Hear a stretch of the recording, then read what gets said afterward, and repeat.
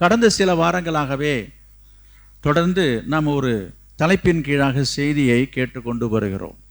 கர்த்தர் உங்கள் தனிப்பட்ட உங்கள் வாழ்க்கையிலே இந்த புதிய வருஷத்திலே ஆண்டவர் உங்களை பெருகவே பெருக பண்ணுவேன் என்று சொல்கிறார். அநேக காரியங்களே நீங்கள் பெருக வேண்டும் என்பதை கர்த்தர் உங்களுக்கு சொல்லியிருக்கிறார் என்பதை நான் மீண்டும் உங்களுக்கு நினைப்பூட்டிக் கொள்கிறேன். இந்த நேரத்திலே இப்படிப்பட்ட காரியங்களை நான் திரும்ப திரும்ப நினைப்பூட்டுவதை விட நான் உங்களுக்கு சொல்கிறேன், நினைப்பூட்டுவதற்கு வசதியாக ஒரு குறிப்பு எழுதுகிற பழக்கம் உங்களுக்கு இருக்க வேண்டும். ஒரு சிலர் இந்த காரியத்தை கடைப்பிடித்து கொண்டு இருக்கிறீங்க. வாழ்த்துக்கள், பாராட்டுக்கள். இதுதான் ஒழுங்கு.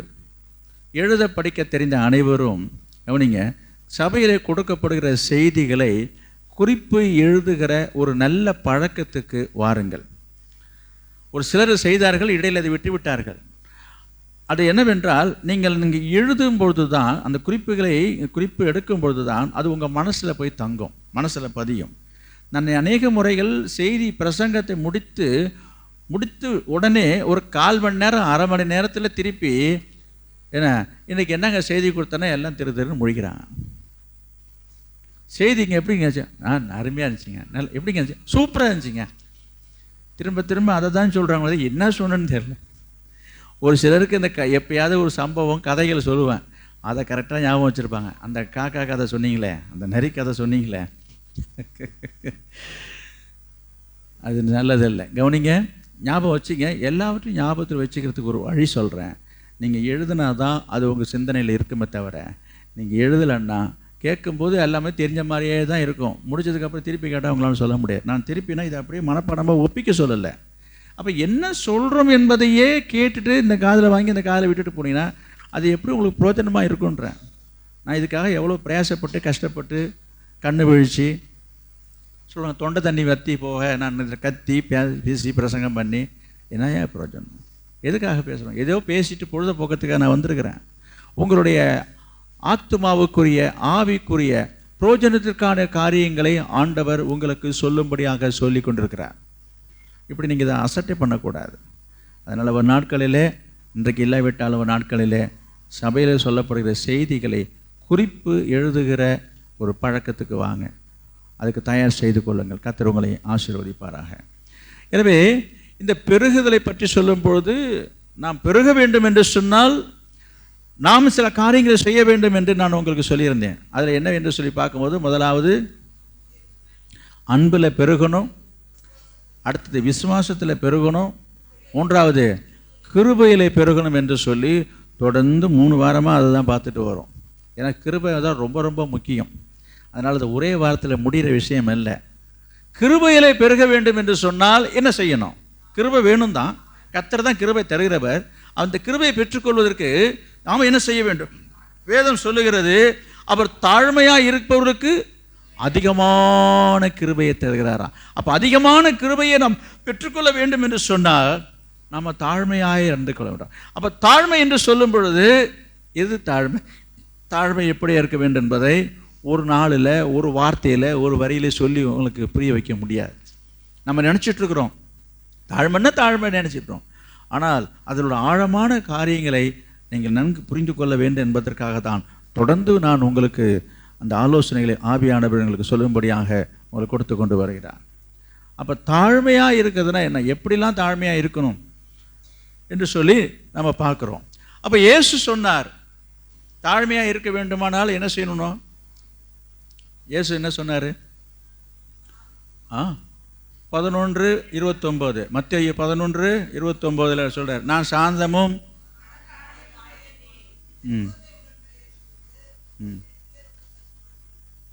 கற்றுக்கொள்ளணும். தாழ்மையாக இருக்கிறது என்னங்க செய்யணும்னா கற்றுக்கணும். இயேசு சொல்கிறாரு, என்னிடத்தில் வந்து கற்றுங்கன்றார். அப்போ தாழ்மையை நான் முதல்ல கற்றுக்கொள். தாழ்மை என்பது தானாக வருவது அல்ல, தானாக வராது. அதை நம்ம கற்றுக்கொள்ளணும். ஒரு சிலருக்கு தானாக தாழ்மை இருக்கிறது, அது ஒரு சில காரியங்கள் இருக்குது, இல்லைன்னு நான் சொல்லலை. இயல்பாகவே இயற்கையாகவே ஒரு தாழ்மை சுபாவம் அநேக இடத்துல இருக்கிறது, நல்லது. ஆனால் இது போதுமானது அல்ல. நம்ம ஆண்டிடத்தில் வந்து அதிகமான தாழ்மையை கற்றுக்கொள்ளணும். கடந்த வாரத்தில் ஒரு செய்தி உங்களுக்கு கொடுத்தேன், நொறுக்கப்படுவது ஏன். அதாவது தாழ்மையை பற்றி பார்க்குறோம், கிருபை பற்றி பார்க்குறோம். அப்போ அந்த கிருபை பெருக வேண்டுமானால் கிருபையை பெற்றுக்கொள்ளணும், தாழ்மையாக இருக்கணும். நம்ம தாழ்மையை கற்றுக்கொள்ள வேண்டும் என்று சொன்னால் நம்ம நொறுக்கப்படணும். அப்போ நொறுக்கப்படுதல் மூலமாக ஆண்டவர் உங்களுடைய இருதயத்திலையும் உங்களுடைய வாழ்க்கையிலையும் தாழ்மை என்கிற ஒரு பண்பை, ஒரு சுவாபத்தை ஆண்டவர் உங்களுக்கு கற்று கொடுக்க விரும்புகிறார். போன வாரத்தில் நொறுக்கப்படுதலை பற்றி சொன்னோம். ஏன் நம்ம வாழ்க்கையில் நிறைய காரியங்கள், நம்ம விரும்பாத காரியங்கள், நம்ம எதிர்பார்க்காத காரியங்கள் ஏன் சம்பவிக்கிறது, ஏன் நடக்கிறது என்று சொல்லி பார்க்கும்போது கர்த்தர் ஒரு சிலரை நொறுக்கிறதை பற்றி நான் உங்களுக்கு சொல்கிறேன். இன்றைக்கு நான் உங்களுக்கு சொல்ல போகிற காரியம் உடைக்கப்படுவது ஏன். ரெண்டும் ஒன்று தானே, நொறுக்கப்படுதல், உடைக்கப்படுதல். ஆமாம், சில நேரங்களிலே நம்முடைய வாழ்க்கையில் நடக்கிற சில சம்பவங்களை நினைக்கும் போது மனசு உடைஞ்சு போகுது. சொல்கிறோம்ல, மனசு உடைஞ்சு போகுதுங்க, மனசு விட்டு போதுங்க. ஆம், சில சம்பவங்கள், சில செயல்கள், சிலருடைய பேச்சு, சிலருடைய நடத்தைகள், சிலருடைய காரியங்கள் அநேகருடைய இருதயத்தை, உங்களுடைய மனசை சுக்குநூறாவே உடைஞ்சு போகிற போல செயல்படுகிறதை பார்க்கிறோம். எனவே கர்த்தர் இன்றைக்கு உங்களை பார்த்து சொல்கிற ஒரு வார்த்தை, உடைக்கப்படுவதனுடைய அவசியம் என்ன, ஆண்டவர் ஏன் நம்மை உடைக்கிறார். திரும்பவும் நான் இந்த தாழ்மைக்கு தான் வருகிறேன். எனவே இந்த தாழ்மையின் சுவாபத்தை கற்றுக்கொள்ள வேண்டும் என்றால், அல்லது கற்றுக் கொடுக்க வேண்டும் என்று சொன்னால், அல்லது உங்களுக்குள்ள இந்த தாழ்மை என்கிற சுவாபம் உருவாக வேண்டும் என்று சொன்னால், இந்த அனுபவத்துக்கு உள்ளாக நீங்கள் கடந்து போக வேண்டும். பிரியமானவர்களே, எந்த அனுபவத்துக்குள்ளாக போகணும்? உடைக்கப்படுதல் என்கிற ஒரு அனுபவம். பாருங்க, உடைக்கப்படாமல் உபயோகப்படுத்த முடியாது. ஆண்டவர் உங்களுடைய வாழ்க்கையிலே, உங்கள் வாழ்க்கையை, உங்களுடைய இருதயத்தையும் சரி, சம்பவங்களிலே உடைக்கப்படாமல் உபயோகப்படுத்த முடியாது. உடைக்கப்பட்டால்தான் உபயோகப்பட முடியும். அப்போ உடைக்கப்படுதல் மூலமாக ஆண்டவர் உங்களை உபயோகப்படுத்த விரும்புகிறார். பக்குவம் இல்லாமல் ஆண்டவர் உங்களை பயன்படுத்த முடியாது. நீங்கள் பயன்பட வேண்டும் என்று சொன்னால் நீங்கள் பக்குவப்பட வேண்டும். அப்ப உடைக்கிறது என்ன சொல்லுங்க. அப்ப உங்க மனசை உடைக்கிற காரியங்கள் நடக்குதா? என்ன காரியமா எனக்கு தெரியாது. ஒரு சின்ன உதாரணம் நான் சொல்லணும்னா, சின்ன உதாரணம், ஒரு பெரிய உதாரணம்லாம் இல்லை இது. பாருங்க, ஒரு சில தானியங்கள், ஒரு சில உணவுப் பொருட்கள், ஒரு சிலதை பார்க்கும்போது அதை உடைச்சாதான், உடைக்கப்பட்டாதான் அது பயன்படுகிறதுன்னு நான் சொல்ல வருகிறேன். போன வாரத்தில் சொன்ன முட்டையை பார்த்தோம். முட்டை தான், முட்டை முழுசாக இருக்குது, ஓட்டோடு இருக்குதுங்க. இதை உடைக்காமையே பயன்படுத்த முடியுமான்றதான் கேள்வி. உடைச்சாதான் ஒன்று ஆம்லெட்டோ ஆஃப் ஆயிலோ போடலாம், இல்லை அவிச்சாலோ, எதுவாக இருந்தாலும் அது மேலே இருக்கிற ஓட்டை உடைக்கப்பட வேண்டும். முந்திரி கோட்டை இருக்குதுங்க, முந்திரி பருப்பு எல்லாருக்கும் தெரியும், நல்லா இருக்கும், சுவையானது, ருசியானது முந்திரி கோட்டை. இந்த முந்திரி கோட்டையை உடைச்சாதான் உள்ளே இருக்கிற முந்திரி பருப்பு பயன்படும். ஐயோ, அதை உடைக்கவே கூடாதுங்க, இதை உடைச்சா அதை செதறிடுங்க, தூளாயிடுங்க, வலிக்குங்க, போங்கன்னு சொல்லி இந்த முந்திரி கோட்டையை அப்படியே வச்சுருந்தீங்கன்னா யாருக்காக பயன்படுமா? எதற்காக பயன்படுமா? இது பயன்படுத்த முடியுமா? நம்ம உணவுகளிலே நம்ம பலவித காரியங்களுக்கு, உணவுகளை, பதார்த்தங்களை செய்வதற்கு அதை பயன்படுத்துகிறோமே, நல்லா யோசித்து பாருங்க. அப்போ அதை உடைக்கப்படும் போது தான் அது பயன்படுகிறது என்பதை நீங்கள் சிந்திக்க வேண்டும். நான் இந்த பொருளை மட்டும் நான் சொல்ல, அநேக காரியங்களிலே சகோதரிமார்கள் நல்லா சமையல் பண்ணுறீங்களே, பிரதர்ஷன் சமைக்கிறாங்க. சமையலில் சில அந்த சேர்க்குற அந்த பொருட்களை நான் சொல்கிறேன், நசுக்கி, அதாவது உடைச்சி தான் அந்த சமையலில் பயன்படுத்துகிறோம். எதையும் நம்ம முழுசாக போடுறதில்லை. புரியுதா நான் சொல்கிறது? அல்லது மிளகு, சீரகம் இதெல்லாம் உடைக்கிறது நான் சொல்கிறேன். அப்போ இந்த உடைக்கப்படுவதன் மூலமாகத்தான் நாம் உபயோகப்பட முடியும். எந்த ஒரு பொருளும் முழுசாக இருக்கும்போது, முழுமையாக இருக்கும்போது அது முழு பயனை தராது, முழுமையான பலனை தராது, முழுமையான பயன்பாட்டுக்கு வராது என்பதை நீங்கள் நன்கு அறிவீர்கள் தானே. எனவே ஆண்டவர் உங்கள் வாழ்க்கையிலையும் சரி என்ன செய்கிறாரு? உங்களை உடைக்க விரும்புகிறார். எதற்காக என்று சொன்னால், உங்களை பயன்படுத்த. உடைக்கப்படுவதன் மூலமாக தான் அது பக்குவப்படுகிறது, பக்குவப்படுவதன் மூலமாக தான் அது பயன்படுகிறது.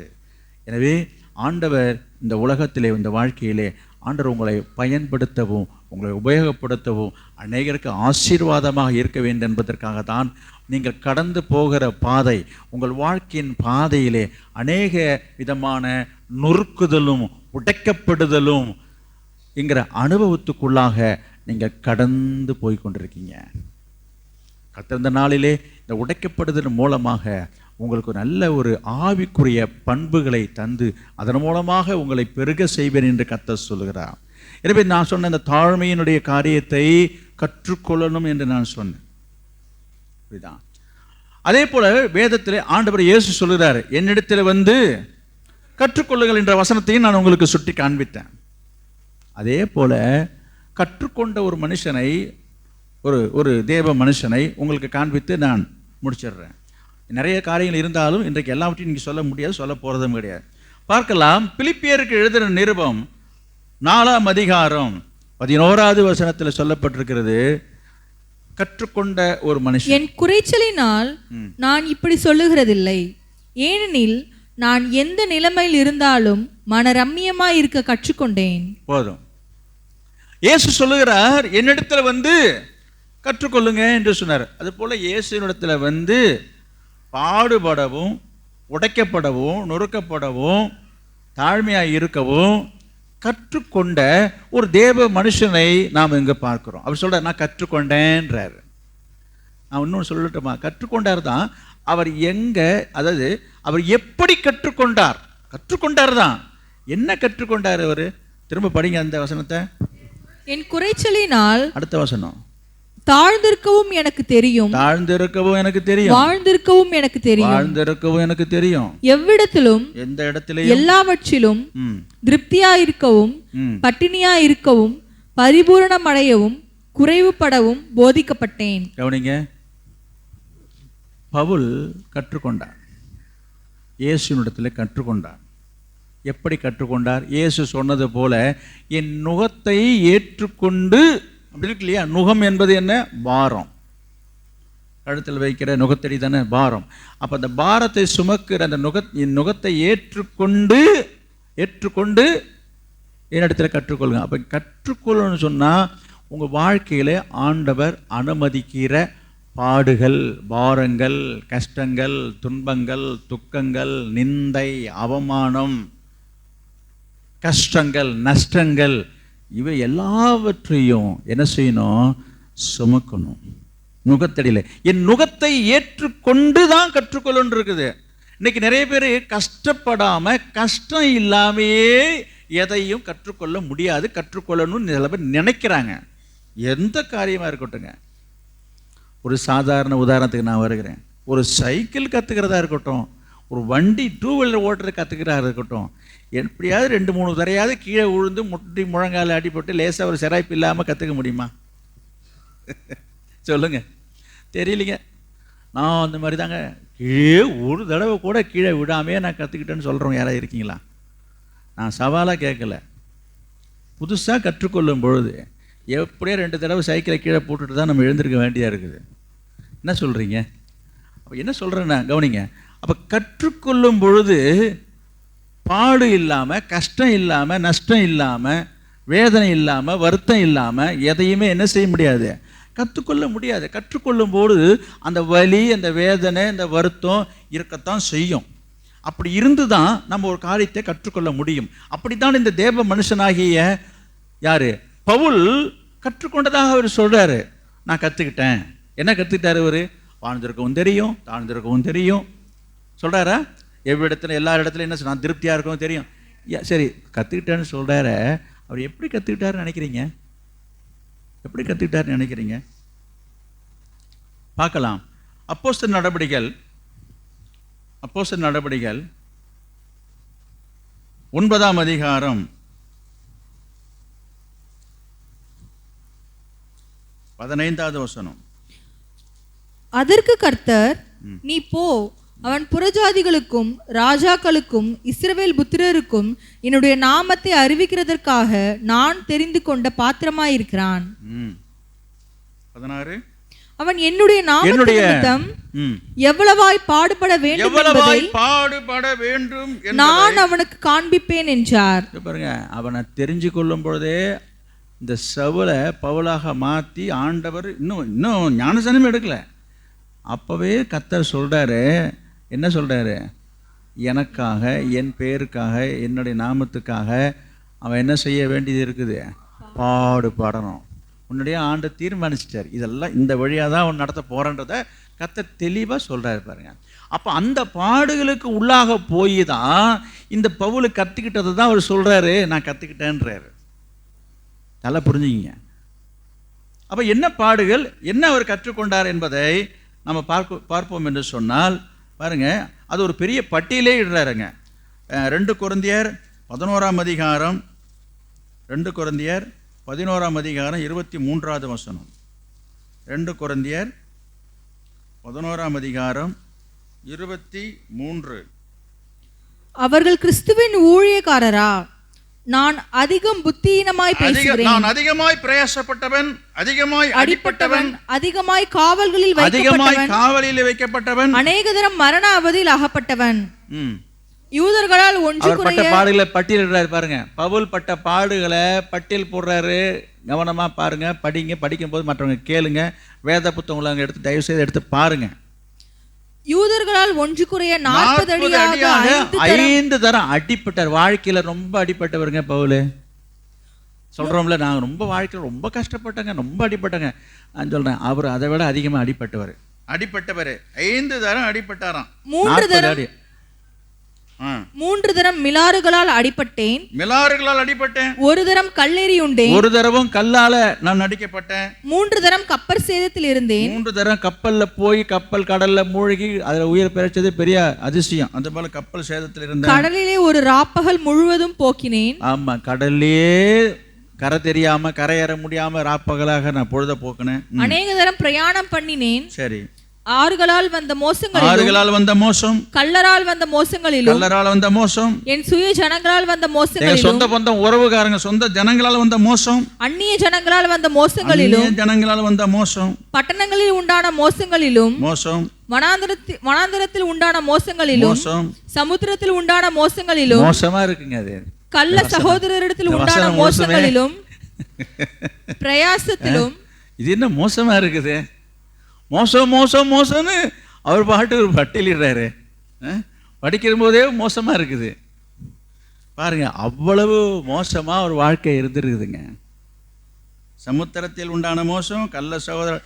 இன்னைக்கு நீங்க அது போல உங்களுடைய சொந்தம் பந்தம் பங்காளி உடன் பிறந்தவங்க எல்லாராலும் பாதிக்கப்பட்டு மனசு உடைஞ்சி நொந்து போய் வெந்து போய் எவ்வளோ உங்களை மோசம் பண்ணியிருப்பாங்க. அவங்கள எல்லாம் யோசித்து பாருங்க. இப்போ அவர்களுடைய அனுபவத்தை அவர் எழுதுறாரு. மோசம், அப்புறம் பிரயாசத்திலும் வருத்தத்திலும், அநேக முறை கண் விழிப்புகளிலும், அநேக முறை ராத்திரில தூக்கம் இல்லாம கண் விழிச்சிருக்காரு. பசியிலும், ஒரு வேளை சாப்பிட்றதுக்கு வழி இல்லாம, சாப்பாட்டுக்கு வழி இல்லாம பசியா கிடந்திருக்கிறாரு. தாகத்திலும், குடிக்க தண்ணி இல்லாம தாகத்துல தவிச்சிருக்கிறாரு. அநேக முறை உபவாசங்களிலும், அநேக முறை சாப்பிடாம உபவாசம் என்று சொல்லி இவர் கிடந்திருக்கிறாரு. குளிரிலும், குளிர் நிர்வாணத்திலும் இருந்தேன். குளிர்ல போத்திக்க ஒரு போர்வை இல்லாம குளிர்ல நடுங்கிட்டு இருந்திருக்கிறாரு. அப்புறம் இவை நிர்வாணம்னா என்ன? ஏங்க போட்டுறதுக்கு கட்டுறதுக்கு ஒரு துணி இல்லாம இருந்திருக்கிறாங்க. ஐயோ, இதெல்லாம் கேட்கறதுக்கு எப்படி இருக்கு பாருங்க, யோசிச்சு பாருங்க. அவர் பட்ட பாடுகள். நிர்வாணம் என்னங்க அர்த்தம்? அவர் கட்டுறதுக்கு துணி இல்லாம, கட்டுற துணி இல்லாம அவர் நிலைமை எப்படி போயிருப்பாருங்க. நல்லா வசதியா வாழ்ந்தவர். அவர் வாழ்ந்த அந்த காலத்திலேயே ஒரு பெரிய பணக்காரர், கப்பலுக்கு சொந்தக்காரராம். இந்த சவுல் யாரு, பவுல் யார்? இந்த சவுல் யாருன்னு கேட்டிங்கன்னா, அவர் வாழ்ந்த காலத்திலேயே ஒரு பெரிய பணக்காரர், படித்தவர், பணக்காரர், ஒன்றும் வசதி வாய்ப்பு இல்லாததான் கிடையாதுங்க. அப்போ ஆண்டவருக்காக அவர் பட்ட பாடுகளை தான் அவங்க பட்டியல் போடுகிறார் அவர். இதுங்களா? குளிரிலோ நிர்வாணத்திலையும் என்ன சொல்ல வருகிறேன்? இது என்னது? ஆண்டவர் அவருடைய வாழ்க்கையிலே அவரை கொண்டு சென்ற பாதை, அவரை நடத்தின விதம், நடத்தின வழி, நொறுக்கப்பட்டும் உடைக்கப்பட்டும் ஆண்டவர் அவர் நடத்தினதை தான் இப்போ நம்ம பட்டியலிட்டது இங்கே படிக்க நம்ம கேட்டோம். யோசித்து பாருங்க. முன்பு பார்த்தோம் என்னது? தாழ்ந்திருக்கவும் தெரியும், வாழ்ந்திருக்கவும் தெரியும். ஒரு சம்பவத்தை நான் உங்களுக்கு சொல்கிறேன். இப்போ ஒரு பட்டியலாக போட்டுட்டாரே தவிர நடந்த ஒரு சம்பவத்தை லைவில் அவர் சொல்கிறதை இங்கே பார்ப்போம். அப்போஸ்தலர் நடவடிக்கைகள் 16ஆம் அதிகாரம், அப்போஸ்தலர் நடவடிக்கைகள் 16ஆம் அதிகாரம் 19வது வசனம். அவளுடைய எஜமான்கள் தங்கள் ஆதாயத்து நம்பிக்கையை அற்றுப்போயிற்றென்று கண்டு பவுலையும் சீலாவையும் பிடித்து சந்தை வெளியில் உள்ள அதிகாரிகளிடத்தில் இழுத்து கொண்டு போனார்கள்.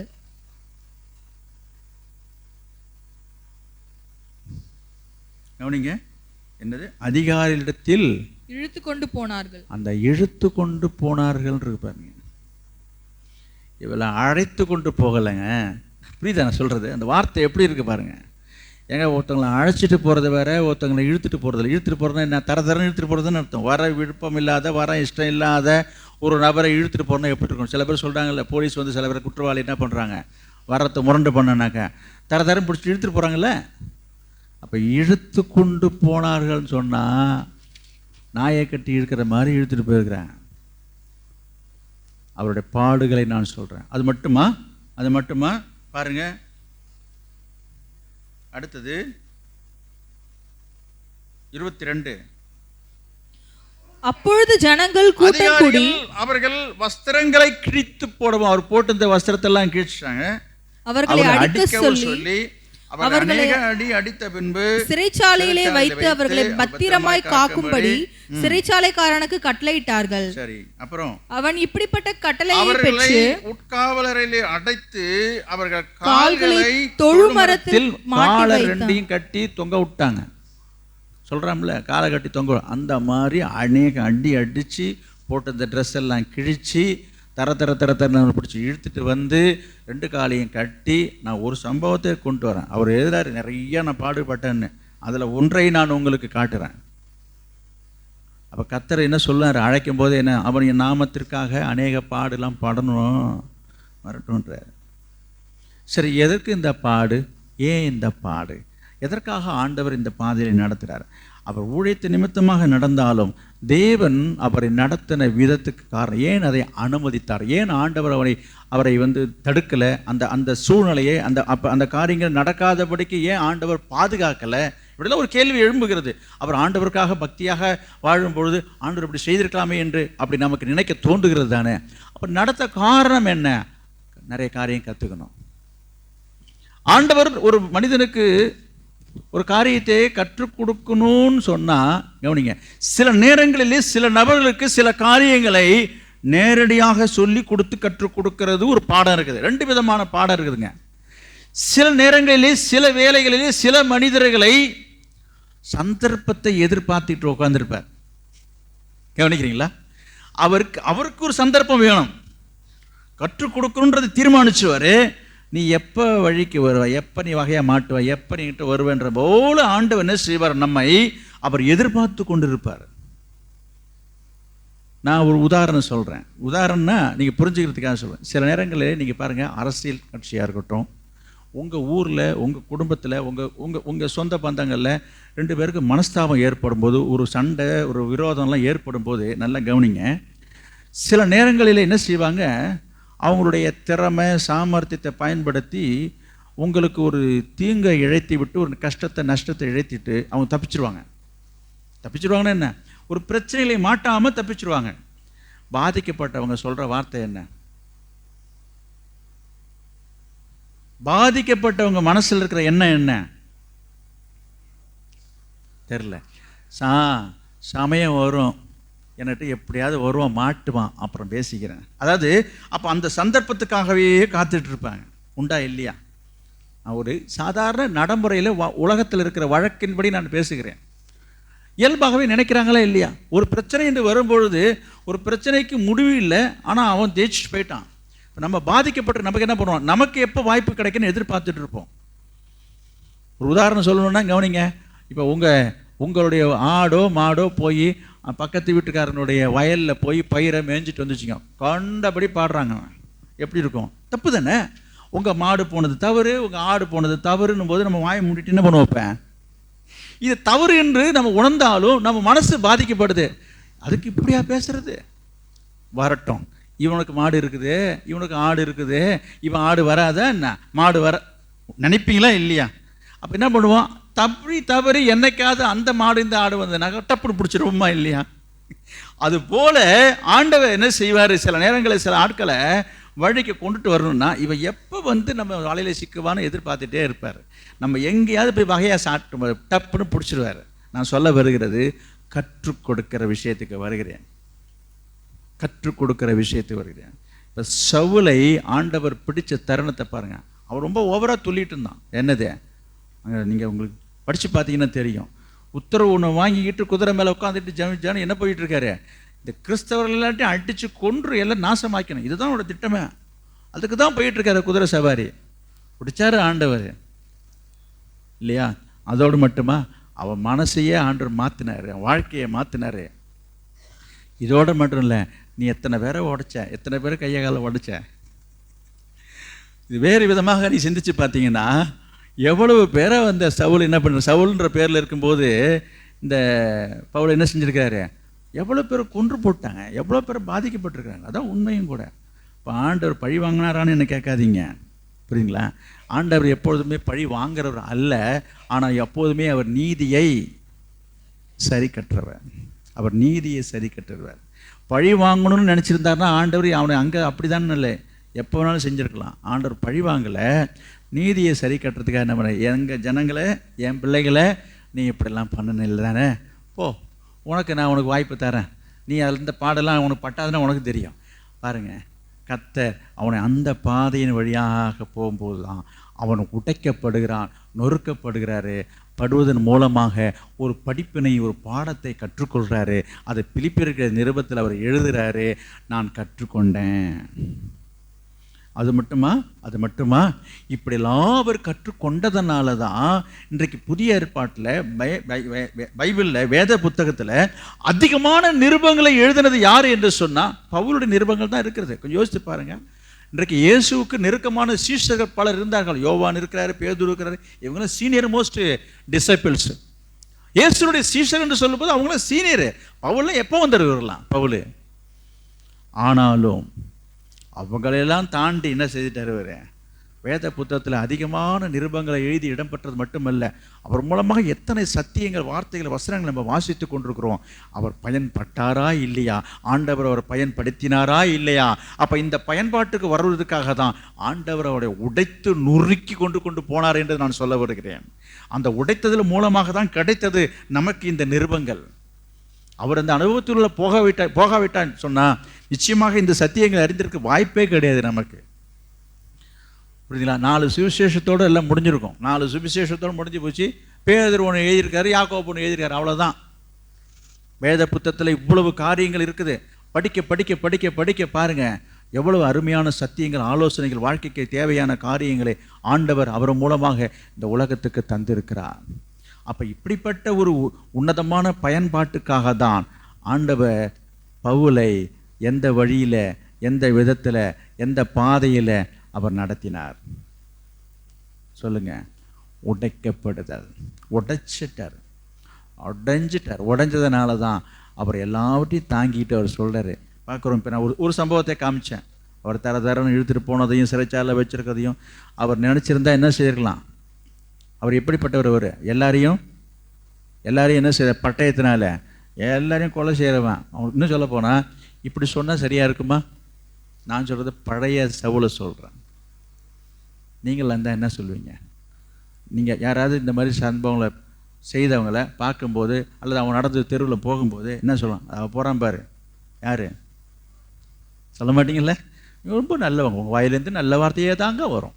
நான் சொல்லுன்னா கூட நீங்கள் சொல்ல மாட்டீங்க. ஆடா என்ன சொல்கிறது, சொல்லுங்கன்னு வாயை திறந்து சொல்லுங்கன்றேன். என்ன சொல்லுவீங்க? போகிறான் பாருங்க, கொலகாரம் போகிறான் பாரு, சொல்லுவீங்க தானே? அப்போ நான் எங்கே வரேன்னா, அப்போ இந்த சவுலுடைய வாழ்க்கையை கொஞ்சம் நினச்சி பார்த்தீங்கன்னா, இவன் எப்படிப்பட்டவனாக வாழ்ந்துருந்துருக்கிறான். உண்மையாகவே அவன் கொலகாரம் தான். கர்த்தருடைய பிள்ளைகளை, இயேசுடைய சீஷர்களை கொலை செய்தவன். பைபிளில் எழுதியிருக்கிறது உண்மை. நான் என்ன சொல்ல வருகிறேன், இப்படிப்பட்ட ஒரு கொலைகாரனை ஆண்டவர் ரட்சித்து மாற்றி கர்த்தருடைய ஊழியத்தை செய்யும்படி ஏற்படுத்தினதோடு மட்டுமல்ல, அந்த ஊழியத்தின் பாதையில் அவருக்கு ஏற்பட்ட நிர்பந்தங்கள், நெருக்கடிகள், துன்பங்கள் தொல்லைகளை எல்லாவற்றையும் தாங்க சகிக்க பொறுத்து எல்லாத்தையும் வாங்கிட்டு இருக்கிறாருன்னு சொன்னால் இவர் என்ன கையால் ஆகாதவரான்றதுக்கு நான் வரேன். இப்போ நான் இல்லை ஒரு திடசாலி இல்லையா, தைரியசாலி இல்லையா, தெம்பு இல்லையா, பலம் இல்லையா? நான் என்ன சொல்கிறேன், இன்றைக்கு சில விசுவாசிகளே இப்படி பேசுகிறாங்க.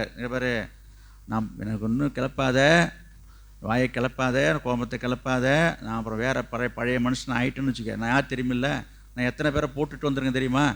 ஏதோ பைபிளை கையில் எடுத்துட்டேன்னு பார்க்குறேன். சில பேர் இப்படி பேசுகிறாங்க, நீங்கள் பார்த்துருப்பீங்க. என்னது ஏதோ ஏதோ இங்கே பாருங்க, ஏதோவான் ஏதோ நான் ரட்சிக்கப்பட்டேன்னு பார்க்குறேன். என்னது ஏதோ நான் ஆண்டவரை ஏற்றுக்கிட்டு தான் பார்க்குறேன். ஏதோ நான் இந்த சபைக்கு வரேனேன்னு பார்க்குறேன். இல்லைன்னா உன்னை கண்டம் துண்டமாக உன்ன செய்யணும், வெட்டி உப்புல போட்டுருவேன். நான் பேசுகிற ஆட்கள்லாம் இருக்கிறாங்க. அல்லது சில பேருக்கு இந்த நினைவுகள் வரும். நான் இங்கே வருகிறேன், எங்கு பவுல் இடத்துல வரேன், சொல்ல முடியாத அவரால், அவர் செய்தவர் தானே. அப்புறம் ஏன் அவர் கையை கட்டிட்டு நிற்கிறாரு? ஏன் அவர் எதிர்த்து பேசலை? ஏன் எதிர்த்து அடிக்க மாட்டுறாரு? எல்லா அடியும் வாங்கிற இவ்வளோ பட்டியல் போடுறாரு. அவர் பட்ட பாடெல்லாம் இவ்வளோ மோசம் மோசம் மோசம்னு இப்போ ஒரு பெரிய பட்டியலில் படித்தோமே, அவ்வளவும் ஏன் அவர் தாங்கி பொறுத்துக்கிட்டாரு? கர்த்தருக்காக. புரியுதுங்களா? இப்படி தாங்கி பொறுத்து சகிச்சு போனதுனால தான் என்னாச்சு, அவர் கற்றுக்கொண்டதுனால, தாழ்மையை கற்றுக்கொண்டதுனால தான் அவர் சொல்கிறாரு, எந்த நிலைமையிலையும் எந்த எல்லா சூழ்நிலையிலையும் ஆமாம் மன ரம்மியமாக இருக்கணும். அப்புறம் அப்புறம் அப்புறம் சொல்லுங்க. அந்த வார்த்தை ரொம்ப முக்கியங்க. அந்த வார்த்தை ரொம்ப முக்கியம். 12வது வசனம் நினைக்கிறேன். அதில் பிலிப்பியர் 4:12. முன்னால் இருக்கிறவங்க பைபிள் எடுத்து பார்க்கலையா? வாழ்ந்திருக்கவும் எனக்கு தெரியும். தாழ்ந்திருக்க நிறைய பேருக்கு வாழ்ந்திருக்க மட்டும்தாங்க தெரியும், தாழ்ந்திருக்கிறதுக்கே தெரியாதுங்க. கற்றுக்கிட்டா தானே. நிறைய பேரோட பிரச்சனையை வாழ்க்கையில் முன்னேறதுக்கு காரணம் என்னன்னா, தடையை காரணம் தாழ்மையை கற்றுக்கொள்ளலை. பவுல் அழகாக சொல்கிறாரு. என்ன தந்திட்டார் அவரு? யார் இது சொல்லுங்க. தாழ்ந்து இருக்கவும் எனக்கு தெரியும், வாழ்ந்து இருக்கவும் எனக்கு தெரியும். இன்னைக்கு நிறைய பேர் வாழ்ந்து இருக்கிறதுக்கு மட்டும்தாங்க தெரிஞ்சு வச்சிருக்கிறாங்க. அடுத்தது, எந்த வீட்டுக்கு போனாலும், எந்த ஊருக்கு போனாலும், எந்த இடத்திலும், கவனிங்க, எந்த இடத்திலும் எந்த இடத்திலும் எல்லாவற்றிலையும் திருப்தியா இருக்கவும், பட்டினியா இருக்கவும், பரிபூரணம் அடையவும், குறைவுபடவும் போதிக்கப்பட்டேன். நிறைய பேருக்கு அந்த போதனையே கிடையாது. கவனிக்கிறீங்களா? சாப்பிட்றது மட்டும்தாங்க நிறைய பேர் கற்று வச்சுருக்காங்க. சாப்பிட தெரியும், நல்லா தெரியுங்க. யாருக்கு தெரியாது? சாப்பிட்றதுக்கு வச்ச வகை வகையாக சாப்பிட்றதுக்கு தெரியுங்க. பட்னியாக இருக்குது தெரியுமா? ஐயோ எனக்கு மயக்கம் வந்துடுங்க, தலையெல்லாம் சுற்றுங்க, கை காலெல்லாம் வெலைன்னு போங்க. ஒரு நாள் ஒரு வேளை ஒரு உபவாச ஜபத்துக்கு வரத்துக்கு இம்மாம் பேச்சு பேசுறது என்னன்னா, எனக்கு அதெல்லாம் சின்ன பள்ளியிலேருந்து பழக்கமே கிடையாது. நான் 3 வேளை மூக்கு பிடிக்கி சாப்பிட்டு பழகிட்டேங்கண்ணா. நீ உன் பழக்கமே அப்படி தான் இருக்குது. பட்னியாக இருக்கிறதுக்கு முதல்ல கற்றுக்கியா. பவுல் கற்றுக்கிட்டதை சொல்கிறார். எனக்கு பட்னியாக இருக்கவும் தெரியும், சாப்பிடும் தெரியும். நீங்கள் சாப்பிட்றதுக்கு மட்டும்தான் தெரியுது, உபவாசத்துக்கு தெரியலையே. எத்தனை பேர் ஞாயிற்றுக்கிழமை காலையில் சாப்பிடாம வரீங்க? நான் கை தூக்க சொல்லலை, எனக்கு தெரியும். நிறைய பேர் சாப்பிடாம வராங்கன்றது எனக்கு தெரியும். ஆனால் கையை தூக்கினா சாப்பிட்டவங்களுக்கு சங்கடமாக போடும். அதனால தான் நான் கை தூக்க சொல்லலை. கவனிங்க, நான் என்ன சொல்ல வருகிறேன். ஒரு நாள் ஒரு வேலை, ஒரு நாள் இல்லை, ஒரு வேலை ஆண்டவருக்காக இருக்கிறதுக்கு மனசு வரல. வெள்ளிக்கிழமை உபவாச ஜபத்துக்கு வராதுக்கு காரணமே என்னது? நீங்கள் நாங்கள் உபவாச ஜபம் வைக்கிறீங்க, சாப்பிடாம வரல. நம்மளாலாம் இருக்க முடியாதுங்க. எதை கற்றுக்கல? பட்னியாக இருக்க கற்றுக்கல. பட்னி இருந்ததுன்னா என்ன வரும்? கோபம் வரும், மயக்கமா. சில பேருக்கு வேகம் வரும். மயக்கம் வர்றதுக்கு முன்னாடி வேகம் கோபம் வரும், சண்டையே வந்துடும். இப்போ கற்றுக்குங்க. நான் சொல்கிறேன், நான் சொல்லலை, பைபிள் சொல்லுது. பவுல் சொல்கிறாரு, என்னது? எவ்விடத்திலும் எல்லாவற்றிலையும் திருப்தியாக இருக்கணுங்க. சில இடத்துல போகிறோன்னா, சில இடத்துல நான் இருக்கிறேன்னா நல்லதும் இருக்கும், கெட்டதும் இருக்கும், லாபம் இருக்கும், நஷ்டம் இருக்கும். அதில் திருப்தியாக இருக்க கற்றுக்கணும். கவனிங்க, ஒரு இடத்துக்கு போகிறோம், ஒரு வீட்டுக்கு போகிறோம், ஒரு விசேஷத்துக்கு போகிறோம், ஒரு கல்யாணத்துக்கு போகிறோம், ஒரு காரியத்துக்கு போகிறோம். அங்கே நல்லது இருக்கும், கெட்டதும் இருக்கும். போய் இருந்துக்கிட்டு என்ன கல்யாணம் நடத்தினான் அவன்? கல்யாணம் அப்படி சில பேர் சொல்லுவாங்க. நான் சொன்னேன், குறை இருக்குது, இல்லைன்னு சொல்லலை. நான் எதுலேயுமே நம்ம ஒரு திருப்தியாக இருக்கணும். நான் ஒன்று சொல்கிறேன், ஒரு பழமொழியாக சொல்லுவாங்க, கல்யாணத்தை பண்ணிப்பார் வீட்டை கட்டிப்பாருன்றாங்க. உனக்கு அந்த மாதிரி உன் வீட்டில் நீ சொந்தமாக ஒரு காரியம் நடத்தி பார்த்தா தான் தெரியும்.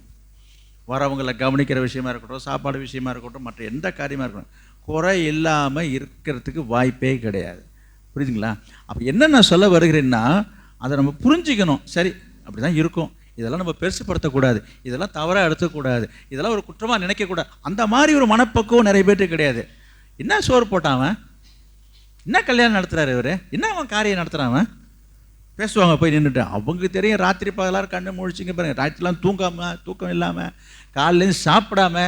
உங்களுக்கு தெரியாது இல்லை, நீங்கள்லாம் ஒரு சொந்தமாக ஒரு காரியம் நடத்துகிறீங்கன்னா உங்களுக்கு பசி, அந்த சாப்பாட்டு ஞாபகமே இருக்காது.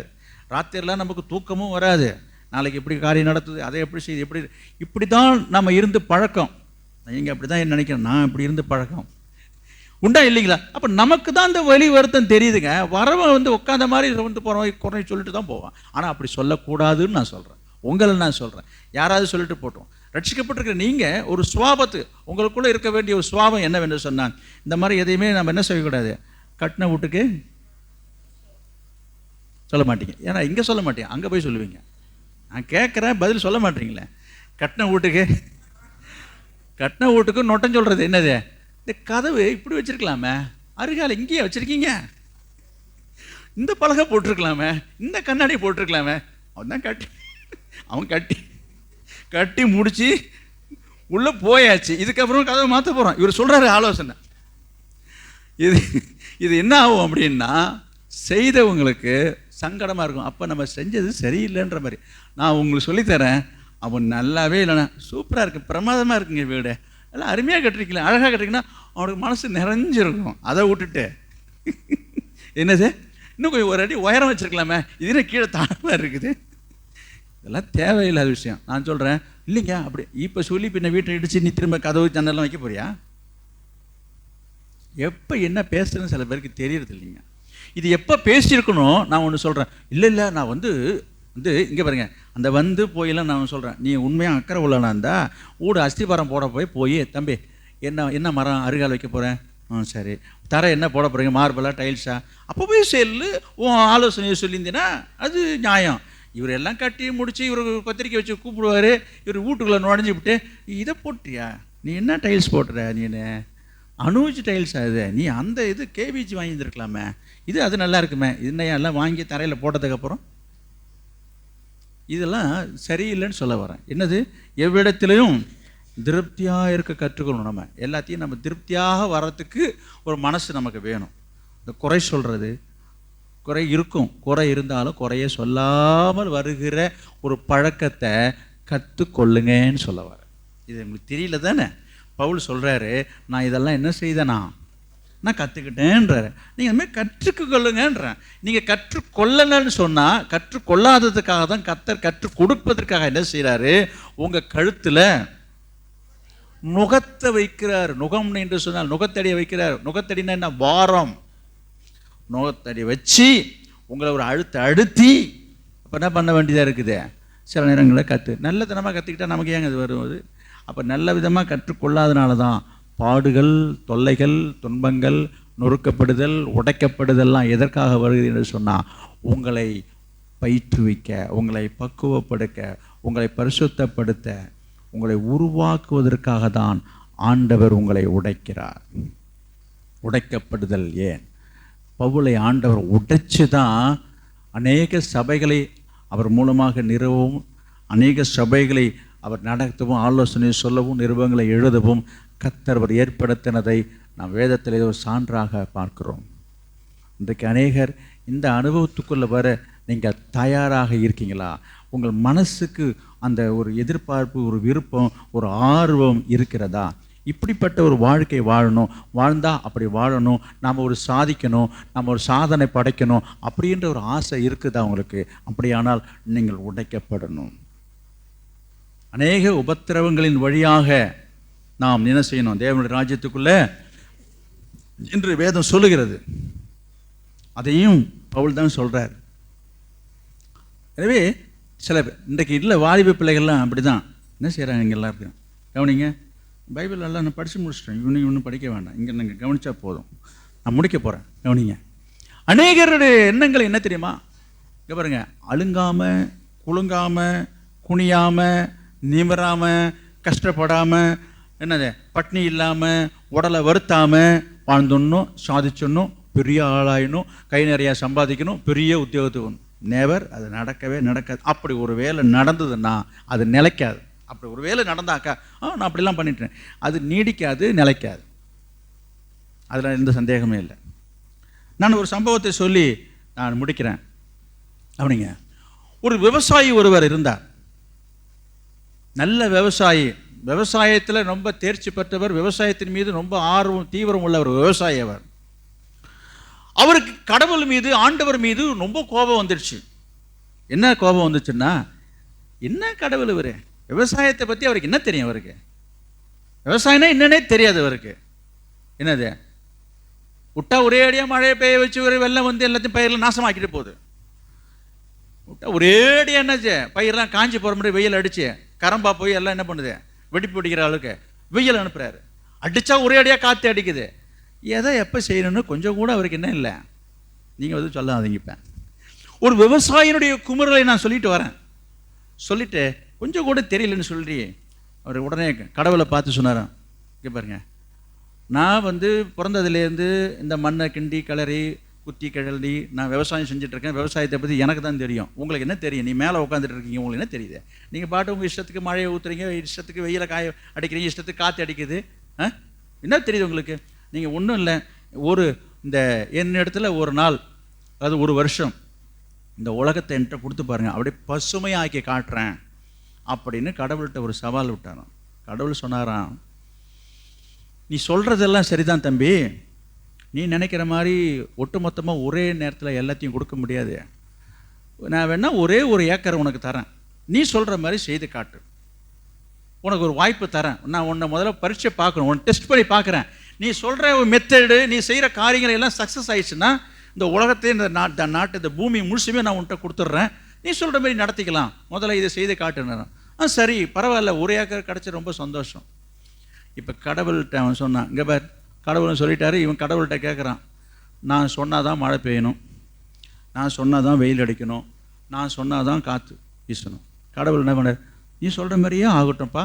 இந்த பாரு, இந்த ஒரு ஏக்கர் நிலத்தை பொறுத்த அளவுக்கு நீ எப்போ வாயை திறந்து சொல்கிறியோ அப்போ தான் மழை பெய்யும், நீ எப்போ வாயை திறந்து சொல்கிறியோ அப்போ தான் வெயில் அடிக்கும், எப்போ நீ வந்து சொல்கிறியோ அப்போ தான் காற்று வீசும், காற்றே வீசாதன்னு காற்று வீசாது, மழையே நில்லுன்னு நின்றுடும். நல்லா புரிஞ்சுக்கணும். அந்த அதிகாரத்தை முழுசாக கடவுள் அந்த விவசாயிகிட்ட கொடுத்துட்டார். விவசாயிக்கு ரொம்ப சந்தோஷம். ஒரு சுற்றி அங்கே பார்த்தாலும் நிறைய வயல்லாம் இருக்குங்க. இவருக்கு கொடுக்கப்பட்ட ஒரு ஏக்கர் வயல் போனாருங்க. இவர் இஷ்டத்தைப்படி என்ன செய்கிறாரு, தானியத்தை விதைக்கிறாரு. தானியத்தை விதைச்சாச்சு, தானியம் முளைக்குது.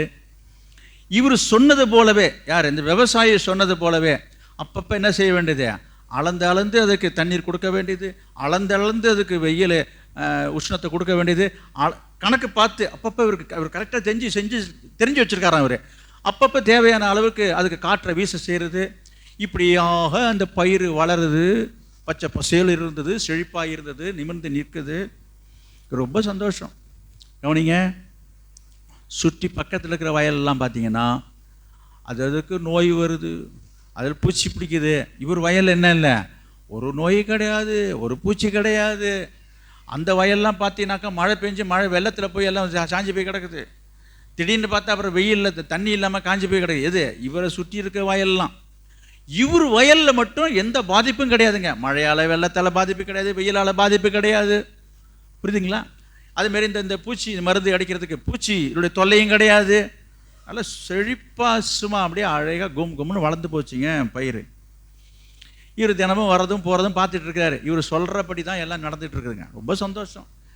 நாள் வந்ததுங்க, பயிர் விளைஞ்சது, கதிர்கள்லாம் நல்லா வந்தது. அந்த பயிரில் நல்லா கொத்து கொத்தாக பயிரெல்லாம் அந்த விளைச்சல் வந்து கதிர்கள்லாம் வந்தது. இவர் நெஞ்ச நிமித்தி நடந்துட்டு போயிட்டுருக்காரு. கடவுளை நம்ம தோக்கடிக்க போகிறோம், அறுவடை செய்து அறுத்து என்ன செய்ய போகிறோம், இப்போ இங்கே பாரு விளைச்சலை காட்டுற போது தான் தெரிய போகுது கடவுளுக்கு நான் யாருன்றதை செய்து என்ன பண்ணுவேன், அவரை தோக்கடிச்சிட்டு இந்த உலகத்தையே நான் மாற்ற போகிறேன் என்று சொல்லி அவர் அப்படியே துண்டை தோளில் போட்டுட்டு அப்படி போயிட்டு இருக்காரு. வரப்பில் போனார், வந்தார். எல்லாம் மற்றவங்களோட பயிரெலாம் பார்த்தீங்கன்னா ஒன்று அப்படி சாஞ்சி போய் கிடக்குது பயிர், இங்கே அப்படியும் இப்படியுமா சாவியாக கிடக்குது. இவர் அறுவடை செய்கிறவன்ட்ட கூப்பிட்டு அறுவடைக்கு ஆள்லாம் சொல்லியாச்சு, நாளைக்கு அறுக்க போகிறார். அறுக்கிறதுக்கு முந்தி என்ன பண்ணார், வரப்பில் நடக்கும்போது அந்த வயலில் இருக்கிற அந்த பயிரினுடைய கதிர்களை என்ன செஞ்சார், எடுத்து சரி எப்படி இருக்குது பார்க்கலாமே என்று சொல்லி கையில் மும்முட்டி பார்ப்போம் இல்லையா, இப்படி பண்ணார். இப்படி பண்ணி அது மேலே இல்லை அந்த ஊமி போனதும் ஊதுனதும் அந்த மணிலாம் எப்படி இருக்குன்னு பார்க்கணுமே என்று சொல்லி ஊதுனாரு பாருங்க. ஊதுனா எல்லாம் காற்றுல போகுது. சரி, ஒரு ஏக்கரில் ஏதோ 1-2 அப்படி இருக்க தான் செய்யும், பார்த்துருங்க இது கருக்காயமா, இது உங்களுக்கு தெரிஞ்ச விஷயம் தானே. அவர் என்ன பண்ணிட்டாரு, அதுவெல்லாம் ஒரு பெரிய விஷயம் இல்லைன்னு சொல்லி திரும்ப போய் வேறு ஒரு கதிரை எடுத்தார். திரும்ப எடுத்து பார்த்தாரு, ஊதுனார், அதுவும் காற்றுல போயிட்டுருக்குது. ஒன்றும் இல்லை. இதில் 1 ஆச்சு, 2 ஆச்சு, 3 ஆச்சு, 4 ஆச்சு, 10 ஆச்சு, 20 ஆச்சு. அந்த வயல் முழுசும் எடுத்து பார்க்குறாரு. எல்லாத்தையும் எடுத்து பார்த்தா என்ன இருக்குது, எல்லாம் பதறாவே இருக்குது. வந்ததே இருக்கு கோபம். என்ன அவர் ஏமாற்றிட்டார் இந்த கடவுளை, நான் ஒரு வழி பண்ணுறேன் பாரு, எனக்கு என்ன எல்லாம் கொடுக்குறேன்னு சொல்லிவிட்டு என்ன நினச்சிட்டு என்ன பண்ண கடவுளை என்ன தோ வந்துட்டேன் அப்படின்னு வந்து கடவுள் கடவுளேன்னு ஒரு சத்தம் போட்டார் பாருங்க. அதட்டதும் அவர் அலறி அடிச்சுக்கிட்டு, என்ன கடவுளை என்ன நினச்சிட்டு இருக்கீங்க, என்ன நீங்கள் ஏமாற்றிட்டீங்க, நீங்கள் என்ன சொன்னீங்க, நீங்கள் ஒன்றும் சொல்லலையே, நான் என்ன சொன்னேன்னு அவரு பயந்துக்கிட்டு பேசிகிட்டு இருக்காரு விவசாயிகிட்ட. என்ன சொன்னேன், நான் சொல்கிறபடி தான் நடக்கணும். ஆமாம், நீங்கள் சொல்கிறபடி தான். நான் என்னைக்காவது இந்த 1 ஏக்கர் நிலத்தை உன்ட்டு கொடுத்துறேன், இந்த பக்கம் நான் வந்து திரும்பி பார்த்துருப்பேனா, அடி எடுத்து வச்சேனா, நான் வந்தேனா பார்த்தேனா, ஐயோ இப்போ கூட பாரு, அன்னைக்கு வந்துட்டு போனவன் இன்னைக்கு நீ கூப்பிட்டு இப்போ தான் வந்து உன் முன்னால் இந்த இடத்துல வந்து நிற்கிறேன், காலை வச்சு நிற்கிறேன், நான் இந்த பக்கமே திரும்பலையே, நான் ஒன்றுமே பண்ணலையே, நீ என்ன சொல்கிற நீன்னு அப்படின்னா, எவ்வாறு எல்லாம் வந்து பதற நிற்குது. நான் ஒன்றும் பொறுப்பு இல்லையே, நான் ஒன்றுமே செய்யலையே, இதுக்கு நான் எப்படி காரணமாவேன்? இல்லை, அக்கம் பக்கத்துல எல்லாம் அப்படி இருக்குது இப்படி இருக்குது இது இப்படி இருக்குது என்று சொல்லி புலம்பலை கொட்டி தீர்த்தான். இவர் உடனே சரி போய் பக்கத்து வயலில் எப்படி இருக்குன்னு போய் பார்த்துட்டு வாங்க. பக்கத்து வயலில் போய் எடுத்துகிட்டு வந்து பார்த்தா, தீட்டி பார்த்தா எல்லாம் அதில் மணி இருக்குது. இவனுக்கு இன்னும் கோபம் வந்துடுச்சு. பார்த்தியா, என்னை பழி வாங்கணுன்னு ஓரவஞ்சனம் பண்ணணும்னு சொல்லிவிட்டு எனக்குள்ள பயிர் எல்லாத்தையும் இப்படி சாவி ஆக்கிட்டு அங்கே மட்டும் எல்லாம் மணியில் உருவாக்கிறீங்களா, என்ன கதை, என்ன யாரை ஏமாத்த பார்க்குறீங்கன்னா ரொம்ப கேட்குறான். அப்போ தான் கடவுள் பொறுமையாக இருந்தாராம். அவர் ஒன்று என்ன செஞ்சார், அவர் ரொம்ப சிரிச்சுக்கிட்டே சொன்னாராம், நீ சொன்னதை நான் செய்யலை, நீ சொன்னதை நான் உனக்கு கொடுத்தேன், நான் இதில் எந்த விஷயத்தையும் தலையிட கிடையாது. ஆனால் பக்கத்து வயலில் இப்படி இருந்ததுன்னு சொல்கிறிய, மணி இருக்கதா நீ சொல்கிறிய, ஒன்று இல்லைன்னு சொல்லி ஆதங்கப்படுறிய, அதுக்கு என்ன காரணம் என்பதை நீ முதல்ல புரிஞ்சுக்கிங்க. நீ சொல்ல வந்தது என்ன, குற்றச்சாட்டு என்ன, தேவையில்லாமல் மழையை பொய்ய வைக்கிறாராம் யார், கடவுள். தேவையில்லாமல் வெயிலை வீச வைக்கிறாராம். தேவையில்லாத நேரத்துலலாம் காற்று அனுப்பி பயிரெல்லாம் சாக அடிச்சிடுறாருன்னு சொல்லிகிட்டு இருந்தேன். இங்கே பாரு, உண்மைதான். அளவுக்கு அதிகமாக தேவைக்கு மேலாக, புரியுதுங்களா, தேவைக்கு மேலாக மழை பெய்யும் பொழுது, வெள்ளம் வரும் பொழுதோ அல்லது மழை வரும் பொழுதோ அந்த பயிர்கள் என்ன செய்யும் என்று சொன்னால், தேவையான அளவுக்கு மட்டும்தான் அது தண்ணீரை எடுத்துக்கொள்ளும், அதுக்கு மேலே இருக்கிற தண்ணீரை அது எடுத்துக்கொள்ளாது. அந்த ஒரு திறனை அது அடைகிறது. அடுத்தது, காற்று வீசும் பொழுது பயிர்களை கீழே தள்ளும் போது, சாய்க்கும் பொழுதும் அந்த பயிர்கள் என்ன செய்யும் என்று சொன்னால், எப்படியாவது தாக்கு பிடிச்சி நிற்க வேண்டும் என்பதற்காக அது பூமிக்குள்ளர தன்னை இன்னும் ஆழமாக பதித்து கொள்ள அது முயற்சி செய்யும். இரண்டாச்சு. மூன்றாவதாக, தண்ணீர் இல்லாமல் வெயில், அதிகமான வெயில் நிமித்தமாக தண்ணியே இல்லாமல் காஞ்சி போய் வறண்டு போய் இருக்கும் பொழுது இந்த பயிர் என்ன செய்யும் என்று சொன்னால், பூமியை நோக்கி கீழே போய் ஒரு சொட்டு தண்ணியாவது இந்த மண்ணில் இருக்காதா என்று சொல்லி அதை தேடி பார்க்கும். இப்படிலாம் அது முயற்சி செய்யும். இப்படிப்பட்ட ஒரு சூழ்நிலைகளை அனுமதிக்கும் போது அந்த பயிர் தன்னை காப்பாற்றிக் கொள்ள தான் வாழ வேண்டும் என்பதற்காக அது பிரயாசப்படுகிறது. புரியுதா? தண்ணீர் அதிகமாக இருக்கும் பொழுது என்ன செய்யும், மூழ்கி போகாமல் இருப்பதற்காக தன்னை காத்துக்கொள்ள அது பிரயாசப்படுது. புரியுதா? காற்று வீசும் பொழுதும் என்ன செய்யுது, தன்னை காத்துக்கொள்ள அது பிரயாசப்படுகிறது. அடுத்தது, தண்ணீர் இல்லாத நேரத்திலையும் கூட தண்ணீரை தேடி அது பிரயாசப்படுகிறது. இப்படியெல்லாம் அது பிரயாசப்படுவதனால தான் அதனுடைய கதிர்களில் என்னது உங்களுக்கு பலன் வருகிற சந்ததிக்கு, பின்னால் வர சந்ததிக்கு பலன் கிடைக்க வேண்டும் என்பதற்காக அது மணிகளாக, நெல் மணிகளாக அது என்ன செய்யுது, உருவாகுது. நீ என்னடன்னா எனக்கு எந்த வலியும் வரக்கூடாது, எந்த காற்று வரக்கூடாது, மழை வரக்கூடாது, வெயில் படக்கூடாது, எதுவுமே அழுங்காமல் குலுங்காமல் கஷ்டமே படாமல் நான் அருமையாக இந்த பயிரை வளர்த்துட்டு வரேன்னாக்கா அதுக்குள்ளே இந்த பால் என்ன சொல்ற நெல் அந்த மணி உருவாவதற்கு என்ன செய்யணும், பால் பிடிக்கணும் இல்லையா? அந்த பால் பிடிக்காதனால தான் அது பதறா போகுது. அது ஏன் பால் பிடிக்கலை என்று சொன்னால் இந்த முயற்சிக்குள்ள அது போகலை, இந்த அனுபவத்துக்குள்ளே. இதுதான் வாழ்க்கையின் தத்துவம். இன்றைக்கி நிறைய பேர் வாழ்க்கையில் என்ன நினைக்கிறாங்க தெரியுமா? கஷ்டப்படாமல் வாழணும், கஷ்டப்படாமல் முன்னேறணும், கஷ்டப்படாமல் வேலைக்கு போகணும், கஷ்டப்படாமல் சம்பாதிக்கணும், கஷ்டப்படாமல் சம்பளம் வாங்கிட்டு வந்துடணும். எல்லாம் வாழ தகுந்தவனே இல்லை, வாழறதுக்கெல்லாம் லாய்க்கு இல்லை.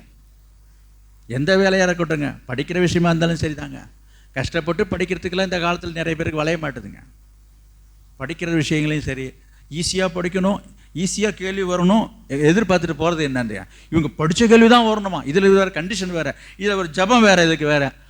நான் படிச்சிருக்க அந்த கேள்வி தான் நாளைக்கு வரணும். கஷ்டப்பட்டு படிக்கணுங்க. எதுக்காக? படிக்கிற விஷயமா இருக்கட்டும், வேலை செய்கிற விஷயமா இருக்கட்டும், கல்யாண விஷயமா இருக்கட்டும், குடும்பம் நடத்துகிற விஷயமா இருக்கட்டும், போகிற இடத்துல என்ன ஆகணும், போகிற இடத்துல எந்த ஒரு கொடுமையும் இருக்கக்கூடாது. என்னது, நாத்தனார் இருக்கக்கூடாது, ஆமாம், ஒத்தைக்கு ஒரு பிள்ளையாக இருக்கணும், மாமியார் இருக்கக்கூடாது, மாமனார் இருக்கக்கூடாது. அந்த மாதிரி இடமா பார்த்து உங்கள் பிள்ளைய கொடுக்கணுங்க. அந்த மாதிரி இடம் தாங்க நாங்கள் தேடிட்டு இருக்கிறோங்க. இப்படி தேடுற ஆட்களும் இருக்கிறாங்க, இப்படிலாம் வரன்னு தேடுற ஆட்கள்லாம் இருக்கிறாங்க.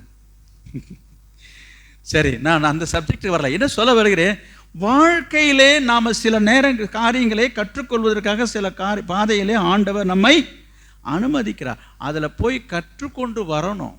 அப்போ கற்றுக்கொள்வதற்கு என்ன செய்யப்பட வேண்டியது? உடைக்கப்படணும். எப்போ உடைக்கப்படுவோம்?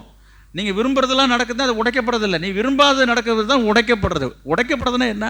நம்ம விரும்பாதது, நம்ம எதிர்பார்க்காதது நம்ம வாழ்க்கையில் நடக்கிறதுக்கு பேர் தான் நொறுக்கப்படுதல், உடைக்கப்படுதல். அப்போ மனசு உடையும் பொழுது தான் நம்ம உணர்வு அடைகிறோம். அந்த உணர்வு அடையும் பொழுது தான் மனசு பக்குவம் அடைகிறது. மனசு பக்குவம் அடையும் போது தான் ஒரு பணிவு வருகிறது.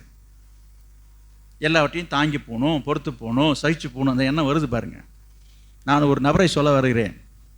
எப்போ பேசினாலும் அரசியல் பேசுகிற மாதிரி ஆகிடுது. நான் பேரை சொல்ல விரும்பலை.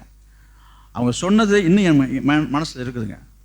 ரொம்ப ஒரு ஆணவமான ஒரு நடவடிக்கைகள், அவருடைய பேச்சுகள், நடத்தைகள், போக்குவரத்துகள், அவருடைய அரசியல் அமைப்புகள், ஆட்சிகள், காரியங்கள். ஒரு முறை அவர்கள் தேர்தலில் தோற்ற பிற்பாடு ஏதோ ஒரு இடத்துல ஒரு பேட்டி கொடுத்ததில் நான் கேட்டது இன்னும் இப்போ எனக்கு ஞாபகத்துக்கு வருது. என்னது, அவங்க சொல்கிறாங்க, வயது ஆனதுனால, வயது ஆக ஆக நான் பட்ட சில சிரமங்கள்னால இப்போ என் மனசு பக்குவம் அடைஞ்சிருக்குன்னு ஒருத்தவங்க சொன்னாங்க. புரியுதா உங்களுக்கு? அவங்க ஒரு அரசியல்வாதி. கவனிங்க, என்ன சொல்ல வருகிறேன், அது உண்மை. அப்போ யாராக இருந்தாலும் நீங்கள் கூட பேசுவீங்களே அந்த வார்த்தையை, பட்டாதான். அது உண்மை தானே?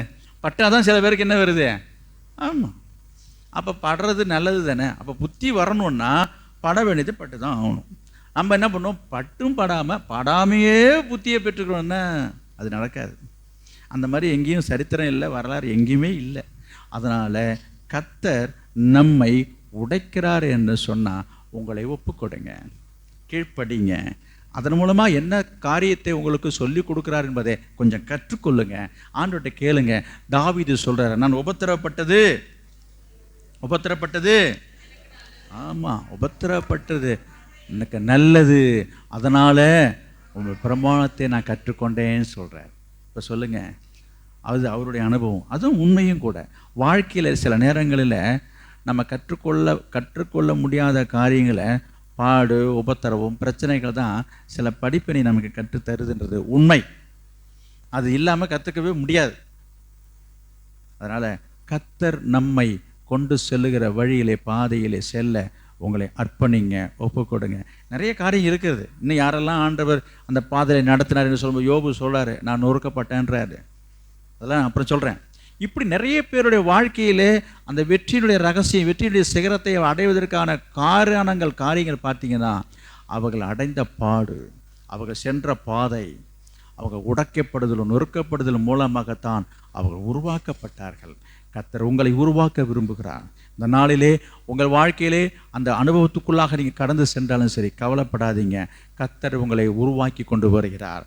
கர்த்தர் உங்களை ஒரு நாளிலே உபயோகப்படுத்துவார், அநேகருக்கு ஆசீர்வாதமாக மாற்றுவார். நீங்கள் அவர் நுகத்தை ஏற்றுக்கொண்டு தயவு செய்து இருதயத்தை தாழ்த்தி, ஆண்டவரே என்னை கற்றுக் கொடுங்க, என்னை நடத்துங்க, உண்மையிலே என் கண்ணை வைத்து உனக்கு ஆலோசனை சொல்லுவேன், நீ நடக்க வேண்டிய வழியை உன்னை நடத்துவேன் என்று சொன்ன கர்த்தர் உங்களை நடத்துவார். அவர் நடத்துதலுக்கு உங்களை விட்டு கொடுங்க, அது உங்களுக்கு ஆசீர்வாதமாக இருக்கும். அதன் மூலமாக உங்களுக்கு கிருபை பெருகும். எது கற்றுக்கொள்றதுன்னா என்ன? ஒருத்தவங்க கீழே அடங்கியிருந்தால் தான் கற்றுக்கொள்ள முடியும், அடங்காமல் கற்றுக்கொள்ள முடியாது. ஒருத்தவங்க கீழே அடங்கியிருந்தால் தான் ஒரு காரியத்தை கற்றுக்கொள்ளணும். அவங்க சொல்கிறதெல்லாம் நம்ம கேட்டு அவங்க சொல்கிறதுக்கெல்லாம் கீழ்ப்படுத்திட்டு தான் கற்றுக்கிறது இல்லையா? அந்த மாதிரி இருந்தால் தான் ஒரு விஷயத்தை கற்றுக்கொள்ள முடியும். ஒரு தொழிலையோ ஒரு வேலையோ எதுவாக இருந்தாலும் சரி. அப்போ அதுக்கு தாழ்மை வேணும். ஒருத்தவங்கள்ட்ட போய் நீ என்ன சொல்கிறது, நான் என்ன கேட்குறது, இவங்கள்ட்டலாம் நான் போய் கற்றுக்கணும்னு அவசியம் இல்லை, நானே கற்றுக்கிறேன், இப்படி சொல்கிற சில தன்னலவாதிகள்லாம் இருக்கிறாங்க. நான் சொல்கிறேன், அவங்களாம் ஒன்றும் கற்றுக்க முடியாது. இன்னும் சில பேர் சொல்லலாங்க, அதெல்லாம் அந்த காலங்க, இப்போல்லாம் யூடியூப்ல எல்லாம் கற்றுக்குறாங்க அப்படின்வாங்க சில பேர். என்னது? ஆமாம், யூடியூப்பில் போய் கற்றுக்கிறாங்களாம். நான் சொல்கிறேன், யூடியூப்பில் நீ வேணால் எதை வேணாலும் கற்றுக்கலாம், நீ தாழ்மையை கற்றுக்க முடியாது. வாழ்க்கை வாழ்வதற்கு வேண்டிய அவசியமான இந்த தாழ்மை என்கிறதான அந்த மேன்மையான குணத்தை எந்த யூடியூப் எந்த கூகுள் மேப் உனக்கு சொல்லித்தராது. அது இயேசுவிடத்தில் மட்டும்தான் கற்றுக்கொள்ள முடியும். அதனால தான் இயேசு சொல்லுறாரு, என் நுகத்தை ஏற்றுக்கொண்டு என்னிடத்தில் கற்றுக்கொள்ளுங்கள், நான் சாந்தமும் மன தாழ்மையாக இருக்கிறேன்னு சொல்கிறாரு. அந்த தாழ்மை தான் உங்களை மேன்மைக்குள்ளாக்கும், உங்களை உயர்த்தும், உங்களை ஆசீர்வதிக்கும், உங்களை பரலோகம் கொண்டு போய் சேர்க்கும். நம் ஜெபம் பண்ணுவோம். ஸ்தோத்திர ஆண்டவரே, ஹல்லேலூயா, பிரைஸ் தி லார்ட். இயேசுவே, ஹல்லேலூயா, பிரைஸ் தி லார்ட் ஜீசஸ். ஒரு நிமிஷம் இவ்வளோ நேரம் நம்ம வார்த்தையில் கேட்டோம், 2 செய்திகளை கேட்டிருக்கிறோம். கர்த்தர் இந்த மாதத்திலே உங்களுக்கு நன்மை செய்யும்படியாய் உங்களை அங்கீகரிப்பேன்னு சொல்லியிருக்கிறார். அந்த நன்மை உங்கள் வாழ்க்கையிலே பெருக வேண்டுமானால் கர்த்தருடைய கரத்தில் அடங்கிருங்க. கர்த்தருக்கு முன்பாக உங்களை தாழ்த்துங்க, தாழ்மையை கற்றுக்கொள்ளுங்க. பவுல் சொன்னது போல வாழ்ந்திருக்கவும் தாழ்ந்திருக்கவும் கற்றுக்கொள்ளுங்க. இன்னும் தாழ்மையை கற்றுக்கொள்ள வேண்டும் என்ற நோக்கத்தோடு செயல்படுங்க. கர்த்தர் உங்களை உயர்த்துவார். தன்னைத்தானே தாழ்த்துகிற எவனும் உயர்த்தப்படுவான். மேன்மைக்கு முன்னானது தாழ்மை. எனவே உங்கள் வாழ்க்கையினுடைய உயர்வுக்கு தாழ்மை ரொம்ப ரொம்ப அவசியம். இந்த தாழ்மையை இங்கே கற்றுக்கொள்ளணும்னா கர்த்தர் உங்களை உடைத்துத்தான் ஆகணும். ஒரு சில பொருட்களை உடைத்து தான் ஆகணும், உடைக்கக்கூடாது என்று சொல்ல முடியாது. உடைத்தாதான் அது பயன்படும். முட்டையை உடைத்தாதான் ஆம்லெட் வரும். ஐயோ அதை உடைச்சிடாதீங்கன்னா அது பயன்படாது. அதே போல் ஆண்டவர் உங்களை சில சூழ்நிலைக்குள்ளாக உங்களை உடைத்து அவர் வழி நடத்த விரும்புகிறார். கர்த்தருடைய கரத்தில் உங்களை ஒப்பு கொடுப்பீர்களா? ஆண்டவரே, நீர் என்னை உடையும், என்னை வணையும், உமக்கே உகந்த தூய சரீரமாக என்னை வணையுங்கப்பா, என்னை உருவாக்க ஆண்டவரே. Praise the lord Jesus. ஹல்லேலூயா.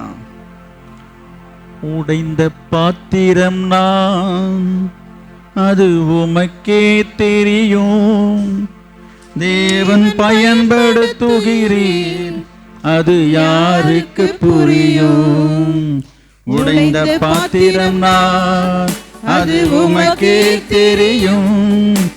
தேவன் பயன்படுத்துகிறீர், இது யாருக்கு புரியும்? உறவாத என்னில் நீர் உறவானீர், நீங்க இல்லாம என் உலகம் விழிக்காதே. உறவாத என்னில் நீர் உறவானீர், நீங்க இல்லாம என் உலகம் விழிக்காதே. நீங்க இல்லாம என் உலகம் விழிக்காதே. நீங்க இல்லாம என் உலகம் விழிக்காதே. தேவகுமாரா தேவகுமாரா என்ன நினைச்சிடுங்க. தேவகுமாரா தேவகுமாரா கொஞ்சம் நினைச்சிடுங்க. தேவகுமாரா தேவகுமாரா என்ன நினைச்சிடுங்க. தேவகுமாரா தேவகுமாரா கொஞ்சம் நினைச்சிடுங்க. நீங்க நினைச்சா ஆசீர்வாதம் தான். என்னை மறந்தா எங்கே போவேன் நான். நீங்க நினைச்சா ஆசீர்வாதம் தான். என்னை மறந்தா எங்கே போவேன் நான். தேவகுமாரா தேவகுமாரா என்ன நினைச்சிடுங்க. தேவகுமாரா தேவகுமாரா கொஞ்சம் நினைச்சிடுங்க. பரிசுத்தமுள்ள எங்க நல்ல பிதாவே, நாங்கள் உம்மை ஸ்தோத்திரிக்கிறோம். இந்த நாளிலும் கொடுத்த முடிய நல்ல வார்த்தைகளுக்காக உமக்கு ஸ்தோத்திரம்.